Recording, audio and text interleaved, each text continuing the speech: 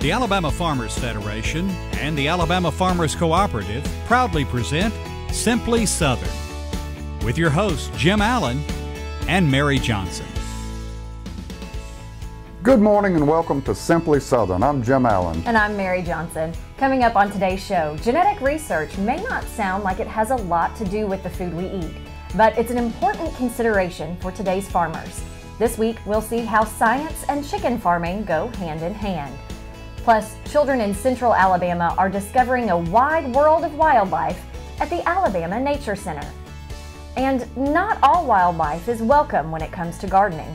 Sydney Phelps of Bonnie Plants is here with tips to discourage common backyard pests. But we begin in Greesnboro, where a community-minded business is wheeling out a unique twist on an American favorite. There's no such thing as downtime when you own a farm. This is your land. You tend it and try to get the most from it, no matter the weather or time of day. It's been that way for generations. And for generations, your local quality co-op store has been there for you, with a full range of agriculture supplies and services, from feed to fertilizer, seed to grain storage, and the right hardware for any application. You'll always find what you need, plus friendly, knowledgeable advice at your local quality co-op store. There's one near you. The blessing of Alabama agriculture is more than 3 meals a day. It means independence from foreign nations, freedom to pursue other jobs and activities, conservation of natural resources, and preservation of family values. For 93 years, the Alabama Farmers Federation has brought together the men and women whose work fills our plates and fuels the American dream. Today's farming operation is more complex than ever before, with precision agriculture becoming an integral piece to farm management. AccuField provides precision agriculture technologies and site-specific management capabilities in a simplified and interactive format, helping you put all the pieces of the farming puzzle together. For more information, visit us at www.accufield.com. When AJ was born with a heart defect, we practically lived at the hospital. We weren't prepared for that. My Alpha customers, my Alpha family made sure we had everything we needed. Now I'm even more motivated to help take care of them.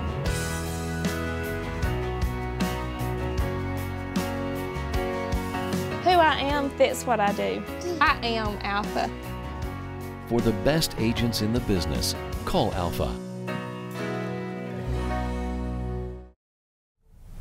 Whether you're a neighborhood kid on the go or looking for a fun workout, the bicycle is a familiar figure to most.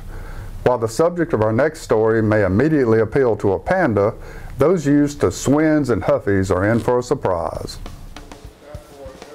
If you enjoy an afternoon spent around the neighborhood, the little town of Greensboro is peddling some pretty unique wheels. Bicycles come in many shapes and sizes, but at Hero Bike, the ingredients are a bit more organic than you might expect. Bamboo is an unusual substance. It's actually stronger in steel in terms of strength, and it's used in a lot of countries in manufacturing for that reason.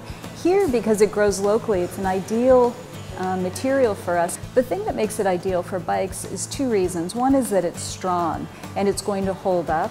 The other thing is that it's vibration dampening, so your ride will be a really comfortable ride. If you used to wear padded bike shorts, you won't need those anymore. While they do offer completed bamboo bikes and frames, Hero Bike also caters to the more hands-on cycling enthusiast. We sell a kit that average person can put together in their garage. It has everything you need to it except the gloves and a little bit of knowledge, but it's a kit. It's got the brackets or the jig. You get the plans, lay it all up on the plans. If you drill the holes in the right spot and do what the process says, you will have a bike. These bikes are just one part of a larger community development project in downtown Greensboro.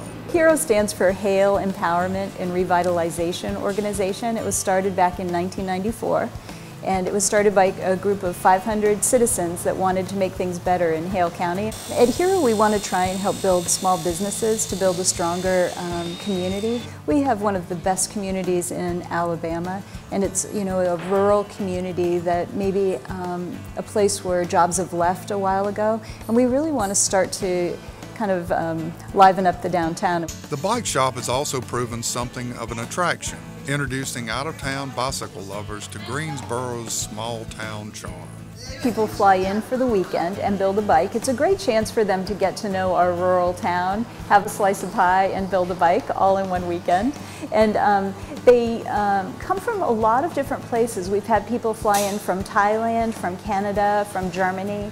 So we get a lot of people with different experience levels, and they just want to take a bike home at the end of the weekend, and it's really fun to work with them. And while a bamboo bicycle might sound like a fun novelty, Hero Bike's custom creations are reaping more than just a casual buzz. They're generally pretty surprised by the weight and also the cost that a custom bike is through our shop. So they're fun to ride, and they don't weigh you down too much, and I think they look pretty good too. I was flying through Pittsburgh and picked up a magazine. It was in German, but they had pictures of the bike club. I've shipped bikes to Singapore and across the United States. One area is New York City. They have a bamboo bike studio up there, and they buy frames from us, completed bamboo frames, and then they outfit them to their customers' need. But it leaves here with a Hero Bike sticker on it. There's no two alike. All of them turn out a little different shades. They just turn out to be a better, and it's an unusual bike.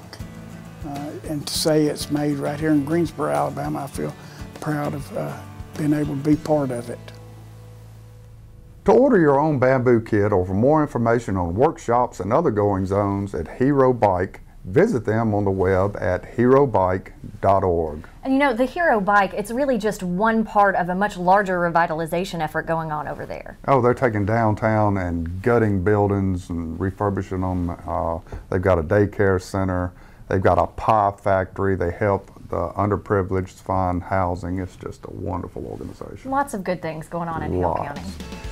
Coming up next, we'll head to the Alabama Nature Center in Millbrook, where kids are getting the opportunity to learn more about their environment. And Kevin Worthington will delve into the scientific side of the chicken farm as he tackles the subject of poultry genetics. Stay with us. Alabama soybean farmers help fuel the state's economy. Soybeans are used to make clean, renewable biodiesel and are a key ingredient in feed for poultry, catfish, and livestock. Soybeans are used in dozens of products we use every day. But best of all, soybean farmers generate $258 million and more than 4,000 jobs for Alabama's economy, all while helping conserve our natural resources. Explore the power of soy. We believe a plant should be more than a plant. This one is. It's all you need for your garden to succeed. Because it's a Bonnie plant. It represents hundreds of varieties of Bonnie's quality veggies and herbs. But more, it's from generations of Bonnie people who are passionate about sharing their love of gardening with you. Look for this little Bonnie plant and a whole family of plants like it in your garden center. Bonnie plants, so you'll know how to grow. Support healthy food from local farmers by purchasing a Farming Feeds Alabama license plate. The tag funds education and promotion efforts, including Ag in the Classroom, agricultural scholarships, and youth programs. Get your Ag tag today.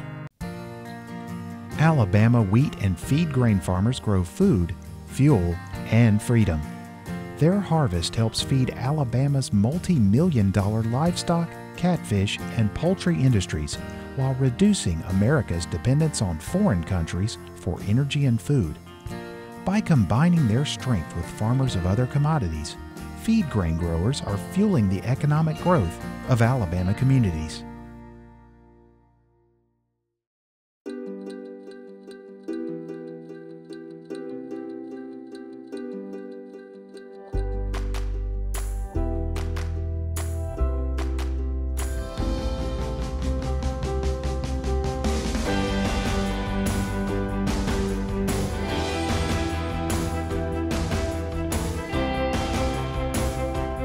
Brought to you by the Alabama Beef Checkoff Program. Fire up the grills. Beef, it's what's for dinner.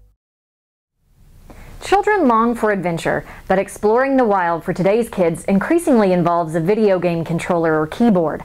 This week, Samantha Carpenter visits a nature center in Millbrook that is looking to introduce youth in Central Alabama to the amazing world surrounding them. 8-year-old Amelie Johnson has learned something new about her world today.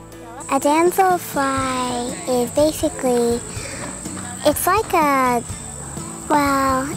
dragonfly, but when it lands, its wings go up. When a dragonfly lands, its wings go out. Amelie is one of a growing group of young minds incorporating first-hand experience into their daily lessons at Millbrook's Alabama Nature Center. The Alabama Nature Center has been here since April 2007. And I've been here for a lot of that time, and we've really gone through an expansive amount of growth in that time. Our mission is education and making sure people know about the outdoors, and we firmly believe that the best way to do that is to get in it and experience it hands-on. The annual Water Festival is one of many programs offered to students visiting the 350-acre Lanark Estate. Around 1,000 sixth graders from the Elmore County area explore the streams and wetlands, neighboring the facility's 5-mile system of boardwalks and trails. We'll take them for an aquatic roundup, which is taking them to the pond, and we'll give them nets. And they get to actually search for different animals in the pond. We'll also do a wetlands hike. We'll talk about what a wetland is, and we'll explore the different kinds of plants and animals that we'll find in our wetlands. We'll also go and do a stream walk, which is always their favorite. They'll get in the creek. We'll get to look at the aquifers that come out as streams into the creek. This direct interaction leaves a lasting impression on these children that is difficult to achieve through classwork alone. My favorite part about today was when we went to the pond and we got to look for different animals. I learned that there was actually fish in there. I really didn't know that. I thought it was just a creek with different types of spiders and everything. Our science curriculum is earth science, and we start with earth and space, and then we move into environmental science at the end of the year. So this just kind of gives the kids a little preview as to what we're going to be talking about, and kind of piques their interest and gets them excited about it. A lot of these kids don't get a lot of outdoor time, so I would much rather be in an outdoor classroom than inside in front of with a book in front of them. So they get to touch it, hear it, talk about it, and really experience it all. In addition to school field trips, the Alabama Nature Center opens to the public every third weekend with a variety of events, ranging from fishing rodeos to nighttime hikes. This fall, they'll celebrate the grand opening of a new 23,000 square foot Natureplex facility, which will expand many of the center's current educational offerings. We'll have indoor components such as a theater, a hands-on discovery hall. We'll have a community room where we can bring things indoors on a rainy day. We'll have classrooms where we can implement technology into what we're teaching now and really just add a whole nother dimension to the programs that we have now. The teachers love coming to Lanark. They love coming out because not only are they having fun, but they're getting their information that the students have to know taught to them in really fun ways. So, very rarely do we get anyone who doesn't want to come back. The students we spoke with at the Nature Center will be that much more excited when they study what they learned today later in class. For Simply Southern, I'm Samantha Carpenter. You can find out more about the programs and events at the Alabama Nature Center at the Alabama Wildlife Federation's website. It's at alabamawildlife.org. Those children are like sponges. They just soak all that stuff up. They really do. Lots that they can learn from the outdoors. Yeah. Oh, yeah. Next up on Simply Southern, chromosomes. They make chicken good. Get ready to enter the world of poultry genetics when we return on Simply Southern. For nearly 50 years, the electric cooperatives of Alabama have been giving young people an opportunity to visit our nation's capital, where they learn about the value of electric cooperatives and the importance of grassroots advocacy. Top students join with thousands of others touring monuments, landmarks, and meeting with their congressional delegation. The Rural Electric Youth Tour program. Just one more way the electric cooperatives of Alabama are investing in the future of our state. Alabama wheat and feed grain farmers grow food, fuel, and freedom. Their harvest helps feed Alabama's multi-million-dollar livestock, catfish, and poultry industries while reducing America's dependence on foreign countries for energy and food. By combining their strength with farmers of other commodities, feed grain growers are fueling the economic growth of Alabama communities.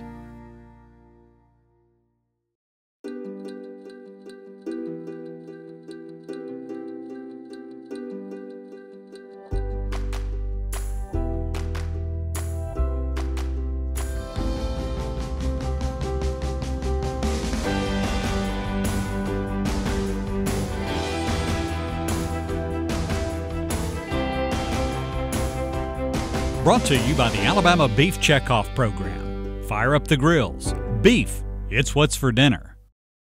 Alabama soybean farmers help fuel the state's economy. Soybeans are used to make clean, renewable biodiesel and are a key ingredient in feed for poultry, catfish, and livestock. Soybeans are used in dozens of products we use every day. But best of all, soybean farmers generate $258 million and more than 4,000 jobs for Alabama's economy, all while helping conserve our natural resources. Explore the power of soy. Agriculture and science go hand in hand, whether it's fighting disease or raising a sweeter apple. It's hard to measure the impact genetic research has had for our nation's farms. One of the best examples of this is the poultry industry. Kevin Worthington has more. In just over 2 months, a chicken can grow from just a few ounces to more than 9 pounds. But despite what you may hear on the news, that's not because of unnatural hormones or growth enhancements. It's just a product of good old-fashioned genetic selection. When you select for positive traits like feed efficiency and muscle yield or meat yield, you also select for things that go along with that. That increase the efficiency of that production. And it's as simple as what we've done with grains and other plants and animals throughout the ages. And it is just as simple as mating the best to the best and getting something even better. A recent study compared chickens with genetics typical of 1957, 1978, and 2005. The 3 groups of chickens were raised in identical conditions and given the same feed for 56 days. Well, the modern breed was 400% larger than the 1957 chicken. Proof that genetic selection, not hormones or steroids, was responsible for the phenomenal growth. Lots of people that have done boatloads of research over the years to really ask these important questions about what is better, what works better, what produces a better, higher quality product in the end. And ultimately, it is all of the research and funding that goes into that from various sources that really has caused this wonderful improvement that we're taking advantage of these days. Mark and Sandy Bird have been growing chickens for 25 years. Now, they've seen a definite change in the animals in that time, but Mark says it's really no great mystery, it's just science. The weights are coming faster now than they used to. It's the quality of feed, the quality of housing, the more purity of the water. There's different aspects. The reason for that is also the breed of the birds. 50 years ago, chickens were grown outside, making them susceptible to predators and disease, and they ate whatever was on the ground. Today, these birds live in a very controlled environment with the highest quality feed. Well, obviously, with the great agricultural schools that we have now, they're constantly working on feed, the nutrients that go into these feeds, and it's just a better proteins. They're doing a better job of feeding the animals. The housing aspect of it is climate control. It's nicer in a house in the summertime than it is outside the house. It's a whole lot nicer on the chickens than it is on the human beings. Dr. Starkey says what's going on in the poultry industry is the same thing that's happening in every other aspect of agriculture. Scientists and farmers are working together to put the highest quality meal on your table at the lowest possible price. We have lots of families in Alabama that make their living doing this, and they want you to know where your food comes from, and they want you to be confident in the fact that you're eating a good, safe, wholesome product. We just need to keep on growing a safe product, regardless of what that product is. American agriculture is the best in the world, and We just need to keep it that way. We need, people to understand that nobody's messing with their protein, nobody's messing with their vegetables. It's all safe food here. For Simply Southern, I'm Kevin Worthington. It's amazing the amount of misinformation that's out there about agriculture. It really is, especially when it comes to food labels at grocery stores. So it's good for consumers to find out what really happens on the farm. It really is. Up next, are pests keeping your plants from their full potential? Never fear, Sydney Phelps from Bonnie Plants joins us to help you fight off those uninvited garden guests.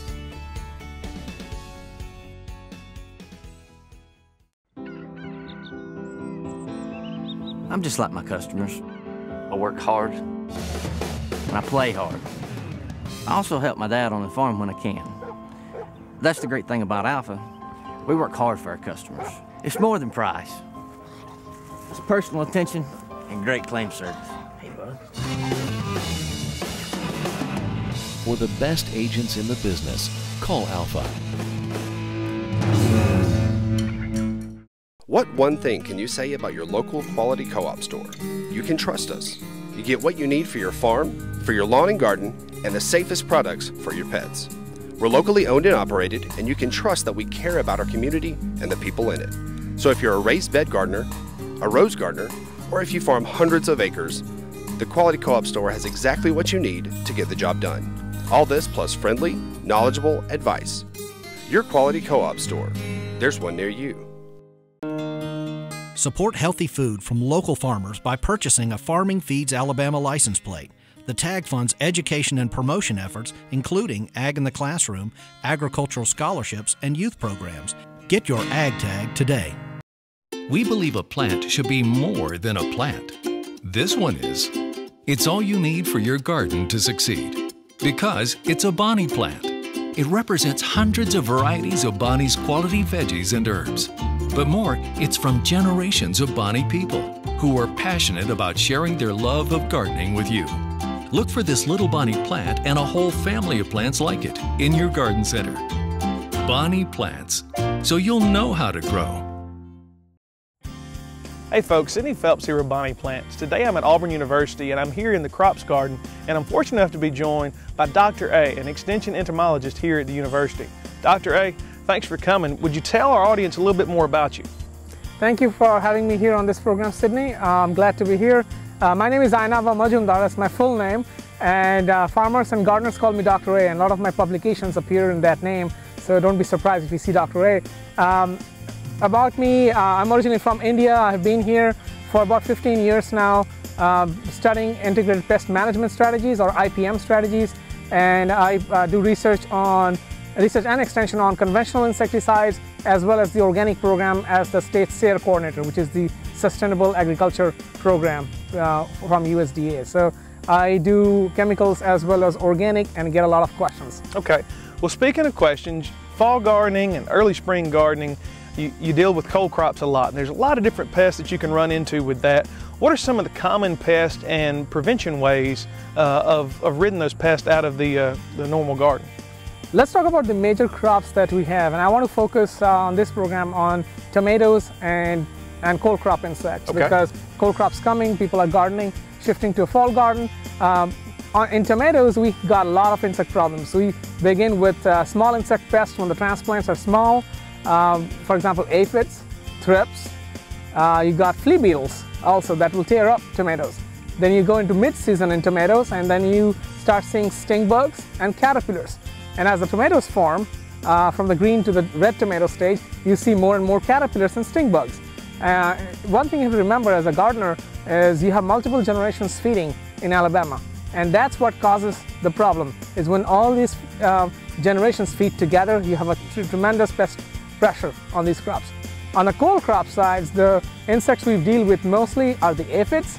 That will come to your plants, and you start seeing them within a few weeks of planting. If the aphids are on the move, you'll start seeing those winged aphids on the cold crops, and then it quickly shifts to caterpillars. And we have three major caterpillars. I do a lot of work on the imported cabbage worm, which is a major insect pest in our commercial fields, and also work on the cross-strip cabbage worms and the diamondback moth. So you have a complex of caterpillars, because we're planting late in the season, you have these insects still active in Alabama where insects don't sleep. Okay. With those type of pests, like you said, there's so many different ways of prevention. What are some good target ways that a home gardener can easily help prevent this in their garden? All right. Now, when you talk about prevention, let me say this, that USDA actually has a 3-tiered approach to pest management. And that's very fundamental to understand for gardeners. For example, the first tier of prevention strategy is, they call it systems-based practices, which basically means you plant the garden at the right time and you harvest the right time. Don't forget irrigation. Right. Okay? Watering is very important. Any stress on the plant is going to invite insects. Okay? So that's a very fundamental thing to do and to remember as a gardener. The next prevention strategy is using some kind of an exclusion strategy. For example, using insect netting. There's several fabrics that we are working on in our research program, which one that I have used successfully even in my little garden is a super light insect barrier, which keeps the bugs away. And we were fortunate enough to see that in your offices, and it's a great things that y'all are doing as far as barriers and prevention process. But Dr. A, we appreciate that you taking your time out of your busy schedule to show us the garden and even identify some of the pests that we saw. But folks, if you want to find out more information, you can check out the Alabama Extension Service, find out some of Dr. A's publications, or you can go to bonnieplants.com and see preventative aspects that we have on our site. Those really are some great tips from Sydney Phelps, because you know, what I plant in my garden, that's for me. It's not for those pests to eat. That's right. Have you ever seen a tomato hornworm? I have not seen one of those. Oh, that's the scariest looking critter you're going to find in your garden. Really? Does it actually have a horn? On its rear end, yes. Oh, all right. Well, if you'd like more information about battling backyard pests in your garden, remember to visit bonnieplants.com. You can also find out more about the stories we featured today by visiting their individual websites. If you're interested in building your very own bamboo bicycle, Hero Bike's website is at herobike.org. You can find out about all the events and programs available at Millbrook's Alabama Nature Center by visiting the Alabama Wildlife Federation site. Type in alabamawildlife.org. And of course, to stay up to date on what we're doing here, be sure to like our Simply Southern Facebook page or visit our website at simplysouthern.tv.net. On next week's show, for you gun lovers out there, we'll talk to a guy in Livingston who makes some beauties. And Samantha Carpenter catches up with a group of Russellville High School students achieving some out-of-this-world acclaim. Thanks for joining us for this episode of Simply Southern. I'm Jim Allen. And I'm Mary Johnson. We hope to see you again next week.